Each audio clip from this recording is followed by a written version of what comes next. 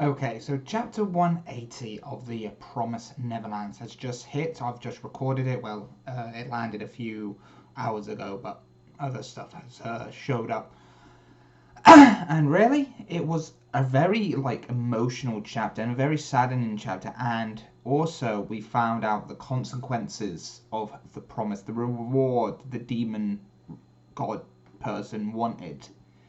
And it's similar fates of what she or he wanted originally, but in a much more saddened way. So without further ado, let's talk about it after the intro. And if you're new to it, I'm going to try these new chapter points, so you can cut the intro or cut this part as well and go straight to there and hear my thoughts as well. So you can do that if I remember to do it. But yeah, without further ado, let's crack down to it. And in 3, 2, 1, hit the intro.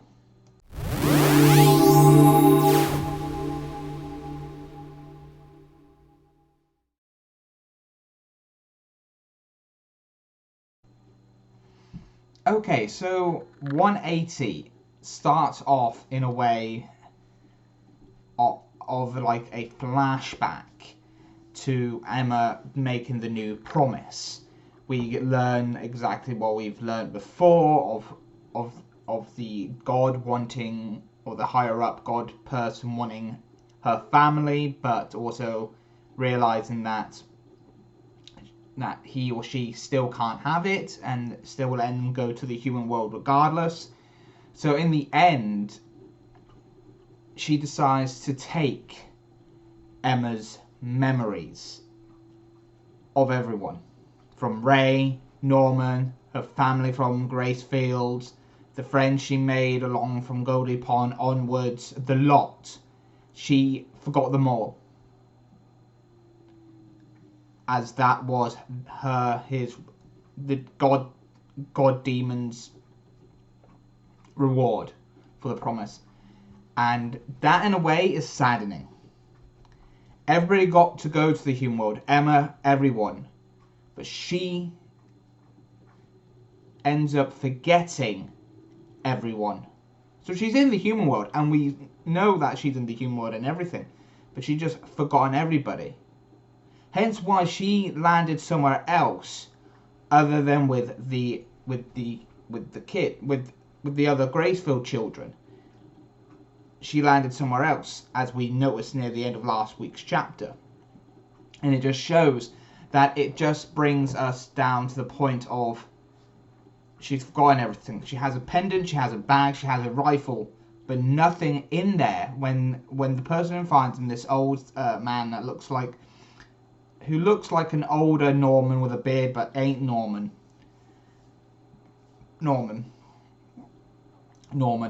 And but some of the comments on Manga Plus has stated that he's Santa, so I'm going to call him Santa for now because we don't actually know his actual name at this point.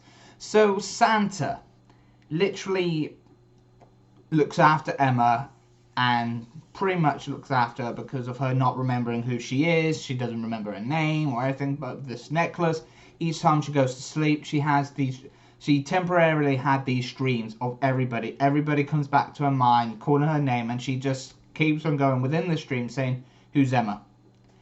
A month passes, because we get like calendar pages going from November to December. So 1 month passes, and they ended up going to a little town via train, and Emma's just running to look out at everything, wanting to see what everything is, while Norman, Ray, Gilda, and everybody is on the other side of this thing. Without realizing it, Emma's also on the other side running past them, and Ray and that not paying attention or realizing and going the other way, and they just literally miss each other.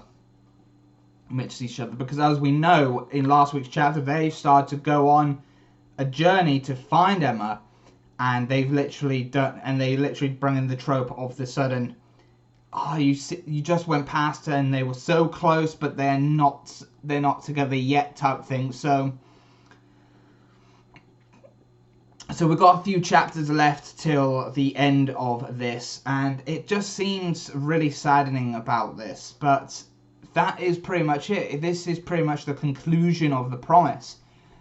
Emma loses her memory. She full on loses her memory, and she's starting a new life without knowing everybody, and living with pretty much a new father figure or parent or guardian in the human world. And that is really it.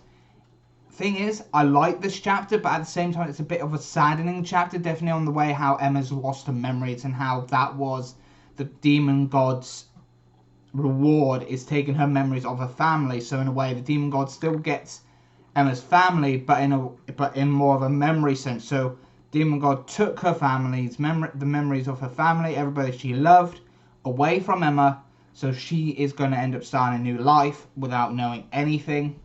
But hopefully she somehow manages to get her memories back in a way, or they meet up at some point and they help her remember who she is and stuff like that, because it's a very saddening way of Emma losing her memories and everything. But other than that, the chapter was great. It was art was great. The backstory for the Santa character of how his family died and he's still living there and still living in his hometown that is covered in snow and everything. And saying that I'm still living here so I can still remember them. That was nice to see as well, and everything. So like always, comment down below what you liked and didn't like about this chapter. Tell me your thoughts about this chapter down in the comment section and stuff like that. And other than that, I'll see you next time. I've been your host, Kai from Kai's Take Corner, and I'll see you next time. Bye bye for now. See ya. Great chapter again and everything like that. But if you're new to this channel, don't forget to hit that subscribe button. That's probably appearing on the screen right now. And don't forget to hit that bell notification button. But if you're a recurrent subscriber and you're watching my videos, then don't forget to give this video a thumbs up. It goes a long way and everything like that. And don't forget to check out whatever appears on this side of the screen. Check those out, and I'll see you next time. Yeah, but it was a great chapter again, and stuff like that. But I'll see you next week for another Promised Neverland's chapter review. It might be the last one, but we don't actually know. We'll find out. But yeah, I'll see you next week for the next chapter review. Bye for now. See ya.